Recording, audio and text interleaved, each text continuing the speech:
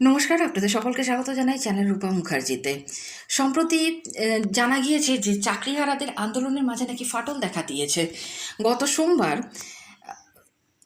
West Bengal untainted teachers অ্যাসোসিয়েশনের তরফ থেকে পাওয়া একটি চিঠি নিয়ে যখন শিক্ষামন্ত্রী ব্রাত্য বসু একটি সাংবাদিক সম্মেলন করেন, তখন তিনি জানান যে ওই অ্যাসোসিয়েশনের প্রায় ২৫০০ শিক্ষক শিক্ষিকা রয়েছেন যারা সরকারের সমস্ত পদক্ষেপকে সমর্থন করছেন এবং তারা সরকারের সাথে থাকারই কথা দিয়েছেন। শিক্ষামন্ত্রী তাদের চিঠি প্রকাশ্যে আনার পর মৃন্ময় বলেছেন, আমাদের লক্ষ্য হচ্ছে সুপ্রিম কোর্টে যে আইন লড়াই চলছে সেটা যাতে আমরা জিততে পারি। এর জন্য যে মঞ্চটা ছিল তার সঙ্গে কিছু মতানৈক্য রয়েছে। আমাদের আলাদা মঞ্চ তৈরি হয়েছে, সরকারকে স্পষ্ট বার্তা দেওয়া হয়েছে, সরকার কী কী ভূমিকা পালন করছে তা বলতেই হবে, সরকারের প্রতি আমরা তো আস্থা রাখবই।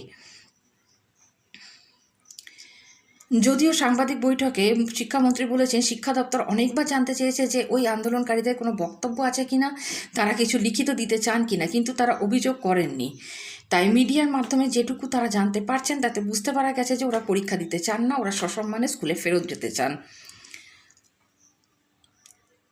বারবার এই ধরনের আন্দোলনের প্রেক্ষাপটে ব্রাত্য বসুর বক্তব্য, বিকাশ ভবনে বিক্ষোভ করে বা রাস্তা অবরোধ করে কাজের কাজ কিছুই হবে না, বরং সরকারি আধিকারিকদের কাজ করতে দেওয়া হোক।